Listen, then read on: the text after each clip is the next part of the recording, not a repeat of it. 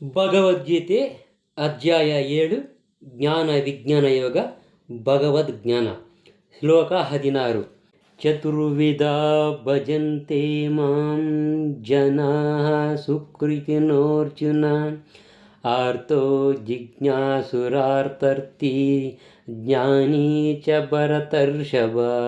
ಅನುವಾದ: ಓ ಭರತ ವಂಶಜರಲ್ಲಿ ಶ್ರೇಷ್ಠನಾದ ಅರ್ಜುನನೇ, 4 ವಿಧಗಳ ಪುಣ್ಯವಂತರು ನನಗೆ ಭಕ್ತಿ ಸೇವೆಯನ್ನು ಮಾಡಲು ಪ್ರಾರಂಭಿಸುತ್ತಾರೆ.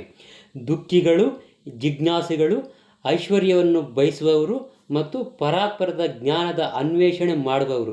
ಇವರೇ ಈ 4 ಬಗೆಯ ಜನರು. ಇದರ ಭಾವಾರ್ಥ: ಶಾಸ್ತ್ರಗಳ ನಿಯಂತ್ರಕ ತತ್ವಗಳನ್ನು, ನೈತಿಕ ಮತ್ತು ಸಾಮಾಜಿಕ ನಿಯಮಗಳನ್ನು ಅನುಸರಿಸುವವರಿಗೆ ಸುಕೃತಿನಃ ಎಂದು ಹೆಸರು. ದುಷ್ಕರ್ಮಿಗಳಂತಲ್ಲದೆ ಸುಕೃತಿಗಳಾದ ಜನರು ಬಹುಮಟ್ಟಿಗೆ ಭಗವದ್ ಭಕ್ತರಾಗಿರುತ್ತಾರೆ. ಇವರಲ್ಲಿ 4 ವಿಧ: ಕೆಲವೊಮ್ಮೆ ದುಃಖಿಗಳಾಗಿರುವವರು, ಹಣದ ಅಗತ್ಯವಿರುವವರು, ಕೆಲವೊಮ್ಮೆ ಕುತೂಹಲಿಗಳಾಗಿರುವವರು ಮತ್ತು ಪರಮ ಸತ್ಯದ ಜ್ಞಾನವನ್ನು ಅನ್ವೇಷಿಸುವವರು. ಇವರು ಭಗವಂತನ ಭಕ್ತಿ ಸೇವೆಗೆ ಬೇರೆ ಬೇರೆ ಸ್ಥಿತಿಗಳಲ್ಲಿ ಬರುತ್ತಾರೆ. ಇವರು ಪರಿಶುದ್ಧ ಭಕ್ತರಲ್ಲ, ಏಕೆಂದರೆ ಅವರು ಭಕ್ತಿ ಸೇವೆಗೆ ಬದಲಾಗಿ ಯಾವುದೋ ಆಸೆ ಆಕಾಂಕ್ಷೆಗಳನ್ನು ನೆರವೇರಬೇಕೆಂದು ಇವರು ಬಯಸುತ್ತಾರೆ. ಶುದ್ಧ ಭಕ್ತಿ ಸೇವೆಯು ಯಾವುದೇ ಆಕಾಂಕ್ಷೆ ಇಲ್ಲದೇ ಇರುವುದು ಮತ್ತು ಯಾವುದೇ ಐಹಿಕ ಲಾಭದ ಬಯಕೆ ಇಲ್ಲದ್ದು.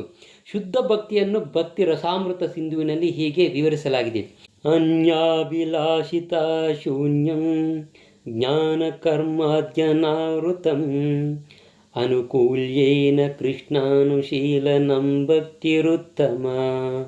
ಪರಮಪ್ರಭು ಶ್ರೀಕೃಷ್ಣನಿಗೆ ದಿವ್ಯ ಪ್ರೇಮ ಸೇವೆಯನ್ನು ಅನುಕೂಲಕರವಾಗಿ ಸಲ್ಲಿಸಬೇಕು. ಇಂತಹ ಸೇವೆ ಮಾಡುವಾಗ ಕಾಮ್ಯ ಕರ್ಮದಿಂದ ಅಥವಾ ಊಹಾತ್ಮಕ ಚಿಂತನೆಯಿಂದ ಐಹಿಕ ಲಾಭ ಪಡೆಯುವ ಆಸೆ ಇರಬಾರದು. ಅಂತಹುದನ್ನು ಶುದ್ಧ ಭಕ್ತಿ ಸೇವೆ ಎಂದು ಕರೆಯುತ್ತಾರೆ.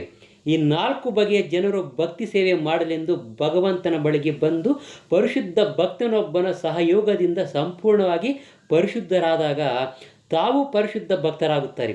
ದುಷ್ಕರ್ಮಿಗಳ ವಿಷಯ ಹೇಳುವುದಾದರೆ ಅವರ ಬದುಕು ಸ್ವಾರ್ಥಪರವಾಗಿರುತ್ತೆ. ಅದರಲ್ಲಿ ನಿಯಮವನ್ನೋದು ಇರುವುದಿಲ್ಲ ಮತ್ತು ಆಧ್ಯಾತ್ಮಿಕ ಗುರಿಗಳೂ ಇರುವುದಿಲ್ಲ. ಆದ್ದರಿಂದ ಅಂತಹವರಿಗೆ ಭಕ್ತಿ ಸೇವೆ ಮಾಡುವುದು ಬಹಳ ಕಷ್ಟ.